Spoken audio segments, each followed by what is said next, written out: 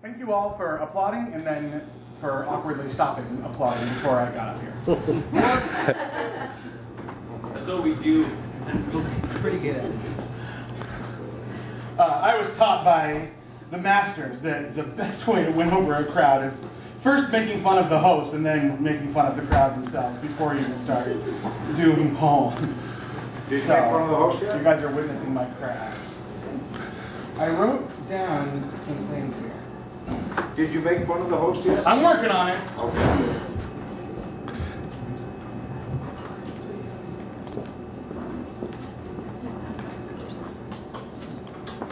When asked in first grade, I always said I wanted to be a fireman, but that was a lie.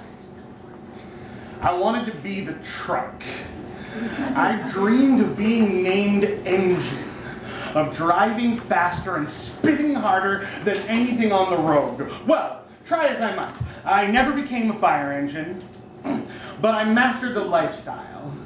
I learned that crisis was a sound that I would always run toward. I transformed myself into a wide and hollow object to be filled. I crafted the art of waiting downstairs in my room, hoping that soon someone would call for help. And one day, you called, just when I was so close to finally letting go. But there was something beautiful about the way that you needed me. You were so perfectly wounded. So I learned to stay awake nights for you, to keep my phone ringer always turned on for you. I waited for the day when you would be ready, when you would be healed, and our life together would start. I forgot that no one wants a big ugly fire truck parked in front of their house. Firemen are heroes because when the danger is over, they get in the truck and they drive away. Listen, I don't have the patience that I did when I was in first grade. I don't want to be a fire truck anymore. Now, I want to be the siren. A thing made of nothing but air and urgency.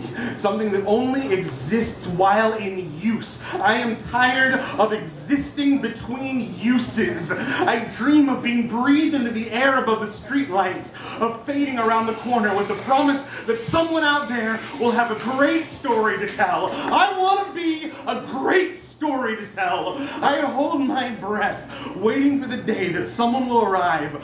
Horns blaring and lights flashing red, caution tape flying through the air like streamers, and they will say to me, "You are not the one who waits. You are not some thing that just arrived. Don't you see, gorgeous boy, you come from right here. You are the house. You are not some call for help waiting to be answered. Baby, you are the fire."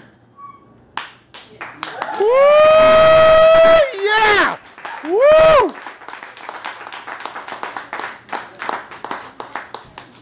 Thanks. That was the kind of applause I wanted. Oh my God, my new journal has stickers in it. Oh! Awesome. Life is a cabaret. Jesus, fuck. What have I? Oh God, is everyone okay? I'm gonna say some. Woo!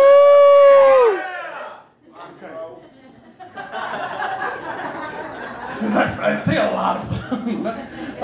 Okay, so thank you all for being here, and thank you for reading. Thank you for reading. That was really beautiful. I want you guys to know, just to update you on my process, my favorite thing going on in the room right now is this sneaky little fucking hobbit hole back in the corner. All those little people back there who I can't see, and they don't want me to see them, but I know you're there, and I know that you're gonna love my poems. So don't even bother applauding. I can already feel it. No, I can see you. I can see you. I got you. You and me, baby. Okay, so God is kind of a spaz. Giraffes. There you go. That's it. That's not it.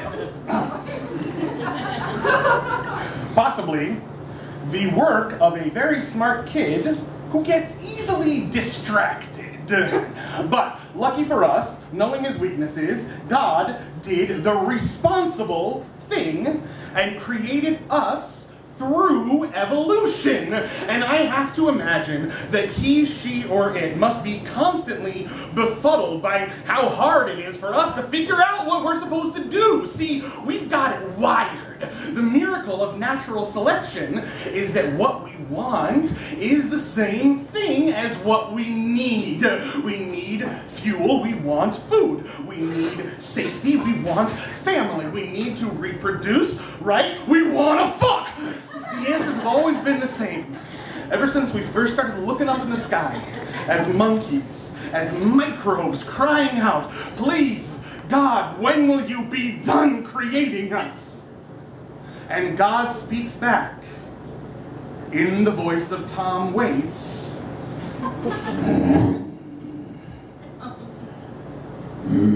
My children, I love you too much to make it that easy. You can't order up a piece of creation like you're looking at a fast food menu. This isn't some trick that I do at parties. I didn't create the world for decoration. I created it as a living, breathing masterpiece of chance and physics and thunder and lust. I didn't put you on Earth so that you would waste your lives looking up at heaven. Think about it. Use your brains. Oh, what? You don't yet have brains? Well then, evolve them. I'm God, I'm not fucking Santa Claus. You all keep singing how the Lord works in mysterious ways. But I gotta tell you, my tiny, beautiful friends, I have always been very consistent. I have given you the greatest gift that you can comprehend, which is always to give you nothing. So you ask for guidance, I do you run better. I give you choice. You ask for comfort, I give you the desire that keeps you alive. You cry to the heavens, God, love me. And I bless you every time with icy silence, so you have no choice but to love one another. You're too important for me to create you. You're gonna have to go on creating yourselves. Woo!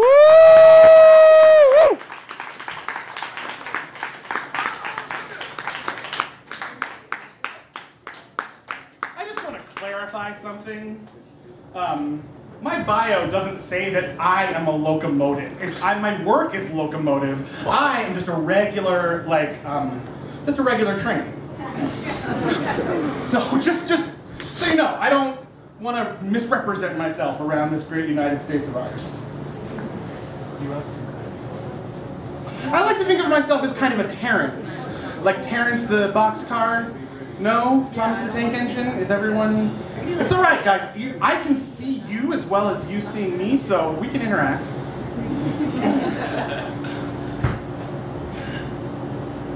Okay.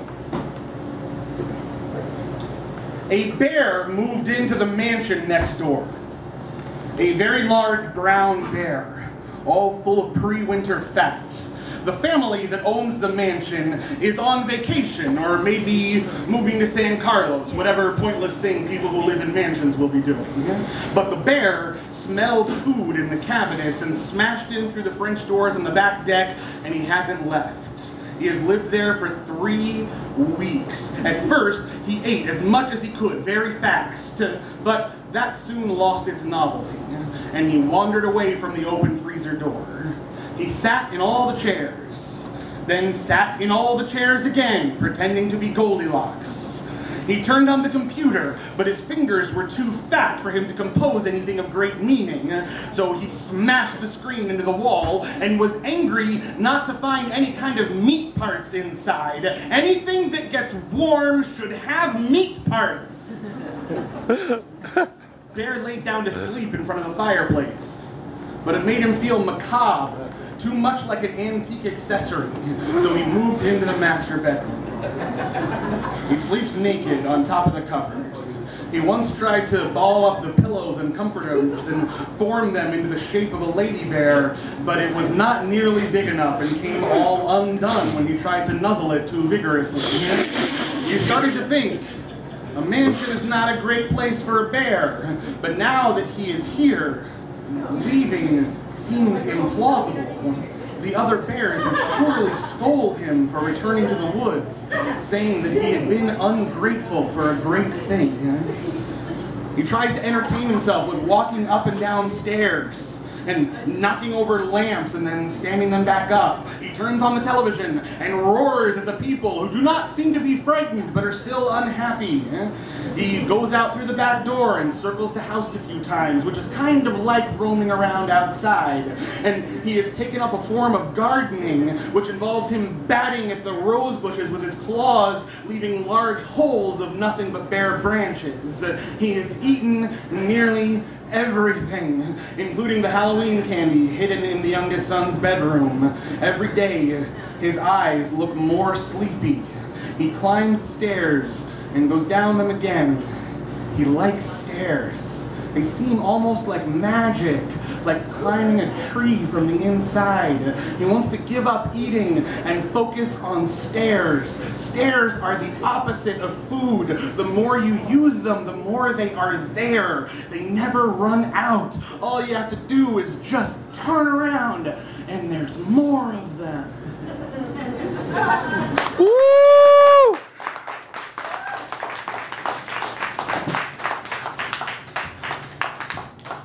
How's everyone feeling? Does it feel like this is going pretty well so far? Yeah. Okay. Yeah. Runaway locomotive. I'm a runaway locomotive, as you can see.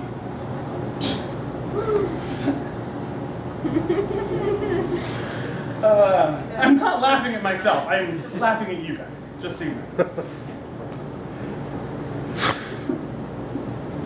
It happens faster than you can imagine. One night when I was 16 years old, I went to bed, and when I woke up, I was 40! Wearing all the same clothes, except now they all say different things about me.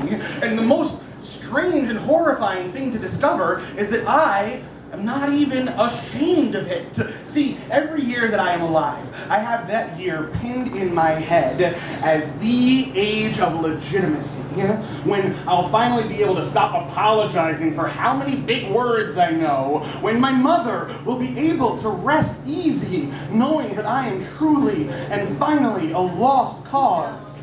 And I keep thinking that I'll be spared the humiliation of constantly being overwhelmed. That what I feel will stop leaping out at me like a tiger from the tall grass. That what I want will stop tromping in from the horizon like an invading soldier, all teeth and wild hair and foreign pheromones and shouting words I never heard. I thought I was through with all of that, and then there was you.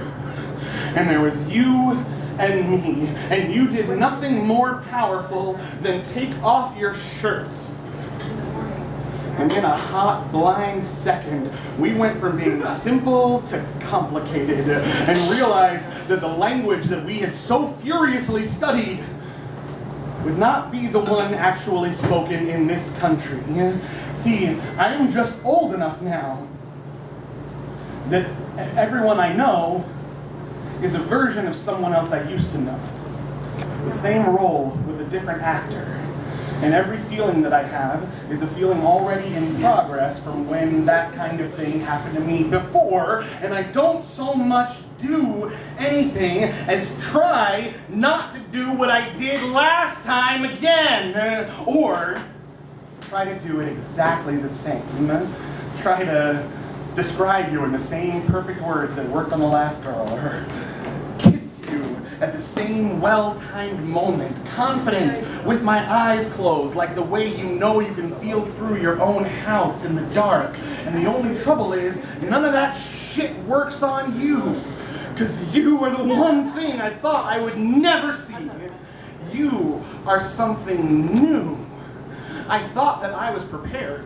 There would be enough to understand the signals and the way that you put together your outfit, the hidden codes and the color of your bra strap, the hieroglyphics and the folds and curves of your dime store jeans. But there was a world of unspeakable literature, a ruthless lexicon of touch and stretch marks and scents too sweet to stand, and yanking urges like nylon thread through my ribs. I don't know if you meant it, if you planned it, if you gave me this gift of trust knowing that it would ransack me from the inside, but like the boys inside the walls of Troy, I was not ready, not nearly, for the true sound of your body opening wide, full of warriors and weapons, the delicate, brutal moment when the language of clothing is translated back into the language of skin. Woo!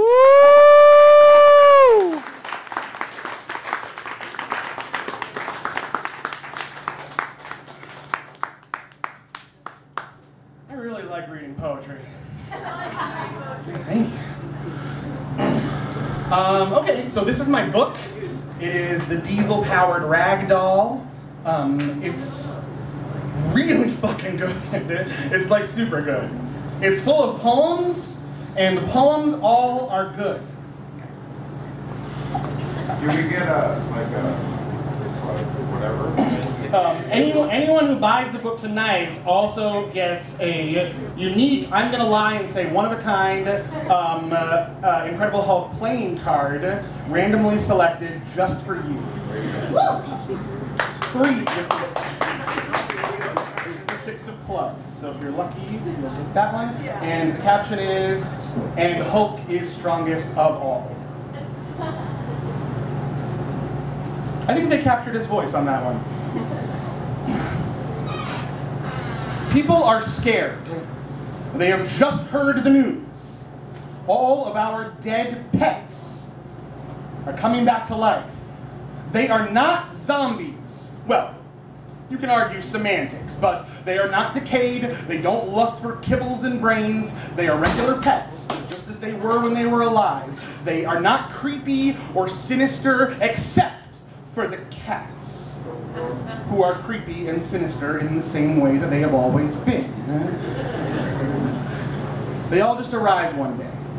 We woke up and found them laying on the front porch, or scratching at the spot their food dish used to be, flying back and forth in the room where they used to have a cage, or running side by side with our new pets as though they were all expecting each other. Young children were delighted and clapped their hands. Older children sat near the pets, but would not touch them. Couples met in the bathroom to ask, "What do we do now?" whispering so that the animals wouldn't hear them. We want to know what it means, if we're being rewarded, or if it is a punishment that we do not yet understand. Are we supposed to buy new pet toys, or is it too gross to use the old ones that are out in the garage? There have been a lot of awkward phone calls between ex-wives and husbands. Now, single people, or people with families, people with children, most of them just put out a new food bowl. They don't have a lot of time to panic. This is one unexpected event among many, like a phone call from the school nurse. But single people, or those whose wives died before they did, they have started long road trips back to the old house that they used to live, to search for the Boston Terrier who was killed by a coyote there. Cheap highway motels are all filled with young women hoping to reunite with that rabbit that they held in their arms all night as its breathing grew more and more labored. The pets always arrive in the place that they lived. None of them have reappeared in that back room at the vet's office, and we hope that that means that we were forgiven. Still, we're afraid to get attached. We find ourselves staring out the window, thinking about the rush to adopt that gorgeous border collie before we knew how many shoes and bras and sofas would get shredded, and remembering our first one-bedroom apartment and inheriting grandmother's spice cabinet, and wearing through our favorite pair of Doc Martens, and our last time making love to our college boyfriend. We want to be told that it's okay to love them, that they are back this time forever. Losing them again would be too much to endure. It's hard to sleep hearing the tap of claws back and forth on the hardwood hallway. It's hard to trust that feeling of hot, damp breath when it returns to your bed. Woo!